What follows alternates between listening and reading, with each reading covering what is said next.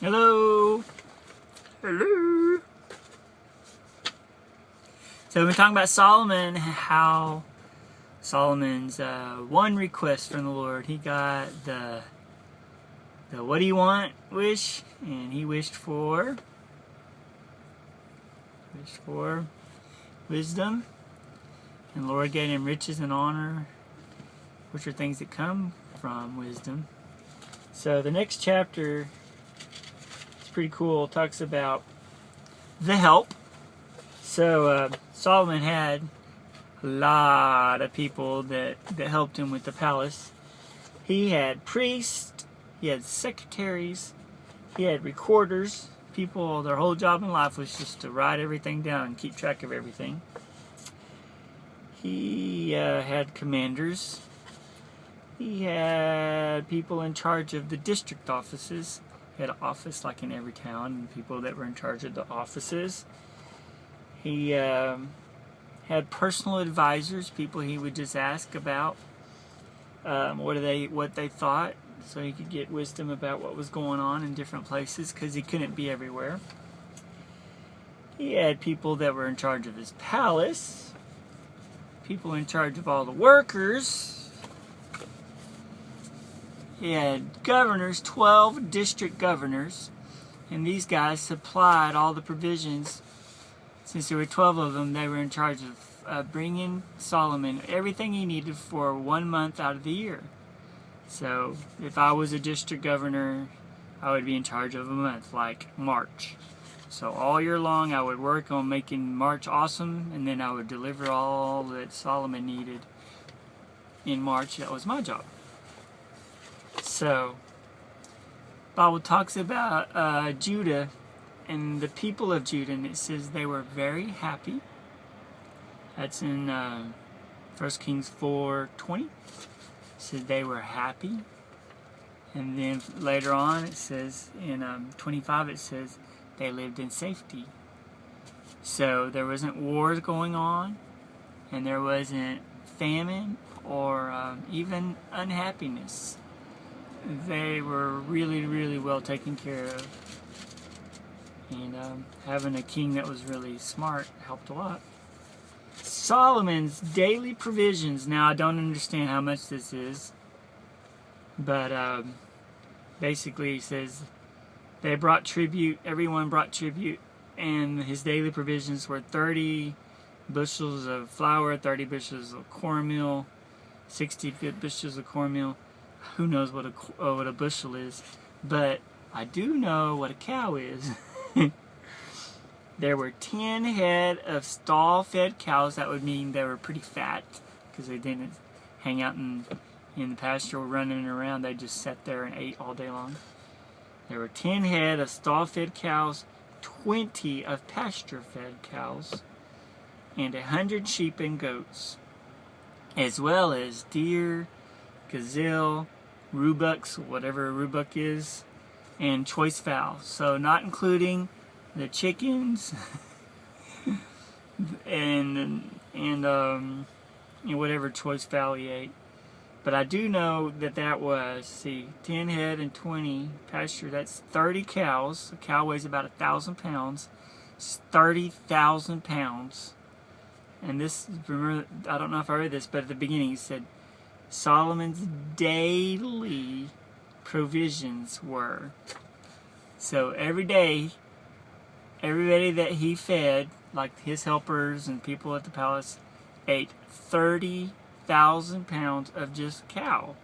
That doesn't include, let's see, a goat and a sheep probably weighs 100, 200 pounds maybe, probably 100 pounds. So that's 1,000 pounds of goat meat and sheep meat. So 31,000 pounds of meat. See, if we all went to McDonald's and we ate a quarter pounder hamburger, as a family we would eat 1 pound of meat. And they were eating a day 31,000 pounds of meat. So basically it was like he was feeding the entire city of Wichita Falls one meal a day is how much food he needed to take care of everybody that was taking care of the palace and the country for him. So he had a lot of help, didn't he? So then the governors also, when they came, they would also have to take care of Solomon's, not only his people, but all of his animals. Solomon had 4,000 stalls for chariots. I can't even begin to imagine. We would probably fit 1 or 2 chariots in our garage, and he had 4,000 basically garages where he kept the chariots. He had 12,000 horses. You see a pasture that has a lot of horses in it. There's maybe 10. He had 12,000 horses. Somebody that had to take care of all those, and they had to feed all those horses. So they'd have to bring straw and barley to feed the horses. So then it starts talking about Solomon, how smart he was. So God gave Solomon wisdom and very great insight. The breadth of his understanding was measureless. He understood. It's not like what breadth means is it's not like he just was really, really good at I don't know, pick something. Being a mathematician. He understood everything about accounting, but he didn't understand anything else. Typically, that's what we have in our life these days. Is like, mom is really good at teaching kids, you know, but she probably wouldn't be very good at being an electrician or a plumber. And then dad's pretty good at driving a truck, but you know, I definitely couldn't be a gourmet chef or 1,000 other things, right? But Solomon was good. He understood everything. His breadth of understanding was measureless. He says Solomon's wisdom was greater than the wisdom of all of the men in the East. Okay. I don't know, the East is typically all the brains come from the East. And they are the guys that get the best grades in school. And his wisdom was greater than all of them. Okay. Remember the wise men came from the East to visit Jesus?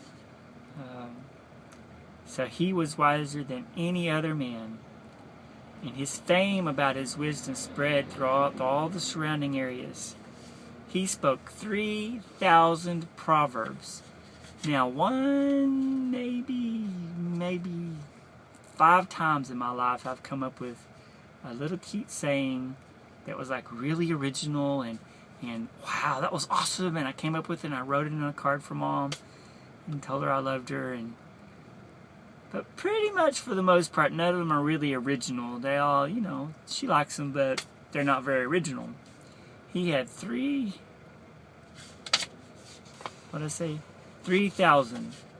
proverbs, like super awesome, make you think, wow, like go to the ant, you sluggard, stuff like that. That's one of Daddy's favorite. You're supposed to, if you're a lazy guy, you got to go pay attention to what an ant does and how they work so hard all the time, and bees work so hard all the time. So he had lots of sayings like that. And then his songs numbered 1,005. He had 1,005 songs. So, greatest country artist of all times, George Strait. He probably has about 100 songs, maybe. At absolutely most, he might have 200 songs. And most of those he didn't write himself. I know he's got lots of people that write his songs for him, and then he just sings them. And then like Uncle Jerry, I think Uncle Jerry is a phenomenal musician and very, very talented. And he's put together maybe 4 or 5 albums in his life. And they have maybe 10 songs on them a piece, so maybe 50 songs. And Solomon had 1,000 songs. So Grace, you know how you came up with your one? You got 1 song. So imagine having 1,000 songs. He was really smart. Then I love this. I don't know why I love this part so much. Is that he described plant life from the cedars of Lebanon to the hyssop that grows out of the walls. He understood everything about plants. He knew all about trees. He knew all about flowers. You know, Grandma and Grandpa. Grandma makes fun of Grandpa because he doesn't know all the flowers, and he makes fun of her because she doesn't know all the cars. But I can't. I mean, I know a rose. That's about it. But Solomon, he understood every kind of plant that there was. He knew what its name was, how it grew, why, if it wasn't doing so well, he understood why. He also taught everybody, it says taught, about animals, birds, reptiles, fish. He knew all the fish's names, all the animals' names, all of the reptiles' names. He knew what they ate. He knew where they lived. He knew how to make them have more babies. He understood everything about everything. Men from all nations came to listen to Solomon's wisdom. So, when God gave him wisdom, he gave it to him good. He got very famous because of it. So, you guys have a good night.